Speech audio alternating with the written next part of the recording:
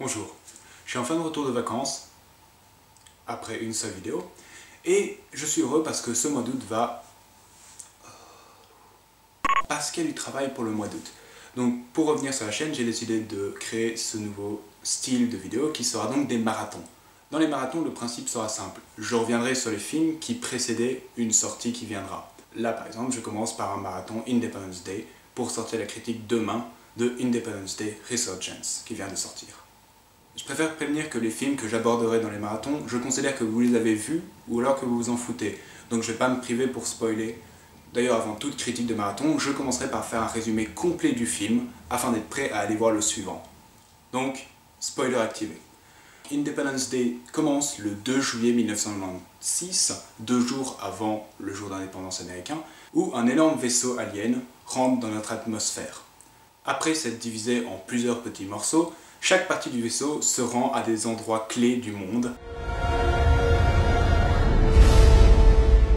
Pendant l'arrivée des vaisseaux aliens, un technicien satellite arrive à décoder un code et détermine que c'est probablement un compte à rebours, mais un compte à rebours pour quelque chose.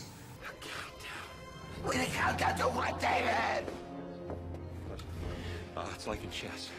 First you strategically position your pieces, then when the timing's right, you strike. Il prend peur et veut donc informer le président de cette éventuelle menace. Et une menace bien réelle, car lorsque le président est évacué et que le compte à rebours atteint 0, toutes les parties du vaisseau tirent et éradiquent de la carte de nombreuses villes. Le lendemain, une opération aérienne est prévue pour détruire le vaisseau ennemi, mais un bouclier semble le protéger.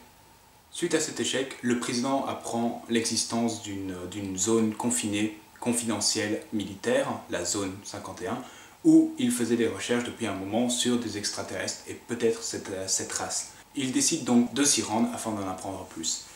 Dans la zone 51, ils ont un vaisseau et plusieurs cadavres, et ça fait un moment qu'ils les étudient. Ils découvrent que les aliens ne sont pas plus puissants que nous, que leur seule force est ce bouclier. Rescapé de l'attaque aérienne contre le vaisseau alien, arrive à la zone 51 Steven Hiller, capitaine pilote, avec un alien toujours en vie. Les scientifiques de la zone 51 en profitent donc pour essayer d'analyser plus l'ennemi, mais finissent tous par tuer, et on apprend qu'il n'y aura aucun traité de paix, aucune manière de satisfaire les aliens autrement que par notre mort. David, le technicien, arrive alors avec un plan. S'il était possible de décrypter leur code, il est peut-être possible d'insérer un virus dans leur système et de désactiver leur bouclier. Le plan est alors mis sur table.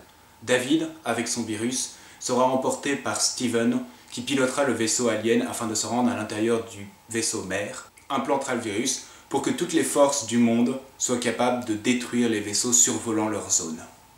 Nos deux héros d'école arrivent à rentrer dans le vaisseau mère et arrivent à implanter le virus.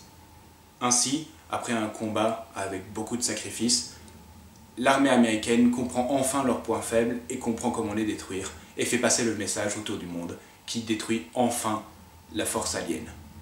Tandis que nos deux héros s'échappent du vaisseau en y laissant un missile atomique. La joie, la victoire, fin. Independence Day est réalisé par Roland Emmerich, qui est un professionnel de tout ce qui est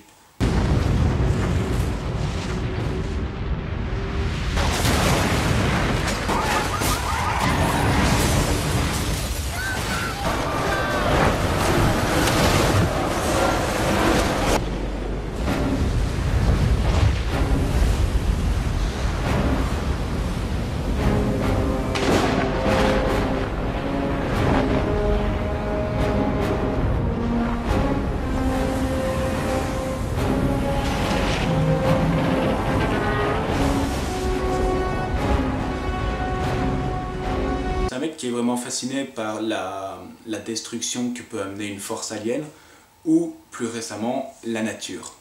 Et puisqu'il adore autant la destruction, ses films sont souvent éparpillés de grands monuments qui se font détruire en plusieurs pièces, en 1000 volets. C'est comme s'il s'attendait à ce que le public soit plus réceptif à la mort de ces bâtiments connus, plutôt que l'éventualité que les personnages du film meurent. Car le problème avec Emmerich, et ça encore plus c'était le cas dans les films qui suivaient le jour d'après, c'est que ces personnages sont souvent assez vides. Ils sont bien souvent seulement des stéréotypes qu'on place là et qu'on a plus envie de voir mourir qu'autre chose, au final. Une chose que je dois donner au film, c'est qu'il a beaucoup moins vieilli que ce que je pensais. Quand j'allais le revoir, je me rappelais que le film avait fortement vieilli, que c'était limite avoir la ficelle au-dessus des vaisseaux pendant qu'ils volent. C'est pas le cas, le film a gardé une belle esthétique, et c'est principalement parce qu'on a utilisé le plus d'effets spéciaux réels, c'est-à-dire qu'on a utilisé des maquettes petites, et qu'on a remis par incrustation. On a essayé à tout prix d'éviter les images de synthèse. Et vu que de 96 jusqu'à 2004, les images de synthèse avaient tendance à vieillir très vite, le fait d'avoir gardé tout ça matériel a ralenti le vieillissement du film. Je trouve que la façon de faire découvrir le vaisseau est très correctement faite aussi. Il vient de l'extérieur, de la Lune, et vu que c'est dans l'espace, on sait que c'est gros, on se rend compte que c'est grand, mais pas à quel point. Puis après, il se sépare en plusieurs pièces et on se dit, d'accord, donc il a rétréci, normalement il est beaucoup moins grand. Et Emmerich se prive pas pour nous faire comprendre que c'est beaucoup plus grand que ce qu'on pensait. Il commence tout simplement avec des ombres, et rien que sur les ombres, sur New York, tu commences à te dire que ça a une taille phénoménale. Et une fois que le vaisseau est sorti de la brume, Emmerich fait énormément de plans où on voit les buildings et le vaisseau par derrière, et qu'on comprend que les buildings sont ridiculement petits à côté de ce vaisseau.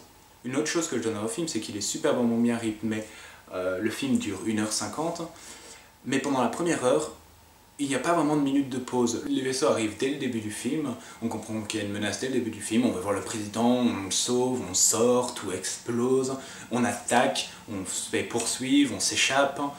Ce qui fait que quand, après 1 heure, on arrive enfin à la zone 51 qui pose vraiment la première partie où on a droit à une pause, elle est bienvenue parce qu'on a beaucoup bouffé. Et c'est un film qui a énormément bien marché à sa sortie, principalement aux États-Unis. Et c'est pas dur de comprendre pourquoi. Et ça, ce serait peut-être le seul bémol que je donnerais au film, c'est que c'est de la propagande américaine. Pendant tout le long du film, Emmerich vraiment caresse les Américains dans le sens du poil. Oh, le président est fort, le président essaye de faire ce qui est juste, il reste avec son peuple, il ne fouille pas. À la fin, il nous fait un speech motivant, il va se battre avec ses armées. Oh, le soldat américain, il est puissant, il fait ce qu'il doit faire, il suit les ordres, mais tient tout de même beaucoup à sa famille qui est important. Oh, on ne s'occupe pas du tout des autres pays, et c'est les États-Unis qui trouvent la solution et qui montrent aux autres pays comment il faut faire. Enfin, il y a vraiment cette envie de montrer que l'Amérique c'est puissant, l'Amérique c'est votre phare, il faut le suivre partout.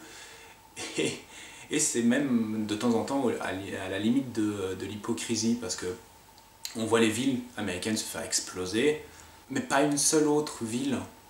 Les villes américaines sont les seules qui l'intéressent, et je parle bien des villes. Pendant la destruction de la ville, on ne s'intéresse pas vraiment aux milliers de gens qui meurent. Emmerich est plus intéressé à montrer les bâtiments se faire détruire et la puissance qui est, mais tous les gens qui courent et qui se font écraser, brûler vifs et tout ça, ça on ne le montre pas, c'est vraiment pas très intéressant. Et la preuve qu'il se fout complètement des gens qui courent vient dans une scène dans un souterrain où la caméra est plus intéressée de savoir si le chien va survivre à l'explosion que les humains. Donc voilà, il y a vraiment dans ce film, comme dans tous les films de Emmerich, un manque de gravité. Là-dessus on me dira si c'est grave, parce que les personnages disent que des milliers de gens meurent, que c'est triste et tout ça. Oui, mais encore une fois, c'est le président qui dit que des milliers de gens sont morts et que c'est grave. Et encore une fois, c'est pour montrer que le président, il est juste, il aime ces gens, il aime son peuple. Et c'est un message que l'Amérique est grand et fort, qui est pendant tout le long du film, et qui est peut-être la chose qui me dérange un peu. Sinon, à côté de ça, le film est tout à fait divertissant, il est riche en péripéties, en action, je pense que personne ne s'ennuierait devant le film. Alors qu'attendre du prochain volume, donc de la suite qui a été annoncée pour 2016, 20 ans après son prédécesseur? Eh bien, ça a l'air d'être une suite, c'est-à-dire qu'on va refaire plus ou moins la même chose, mais en beaucoup plus grand, et ça a l'air d'être le cas dans les bandes annonces qu'ils montrent. Donc voilà, il y aura beaucoup de marathons prévus pour ce mois d'août. Je prévois de faire les deux de Purge, American Nightmare, pour la sortie du 3e ce mercredi. Je prévois de faire les deux Star Trek de Abrams avant le nouveau qui sort, Star Trek Sans Limite, Star Trek Beyond. Et je prévois aussi de faire les deux premiers Ghostbusters pour aller voir le nouveau qui sortira aussi. Comme toujours, merci d'avoir regardé la vidéo. Vous pouvez vous abonner, vous pouvez aimer la vidéo et la partager sur les réseaux sociaux. J'ai donc une page Facebook et Twitter que je me sers principalement pour annoncer à l'avance les vidéos que je sortirai. Et n'hésitez pas dans les commentaires à me dire ce que vous avez pensé d'Independence Day, si vous l'avez aimé, ce que vous avez aimé, ce que vous n'avez pas aimé. Et je vous retrouve pour la critique de Independence Day Resurgence. Au revoir. Independence Day raconte l'histoire... oula,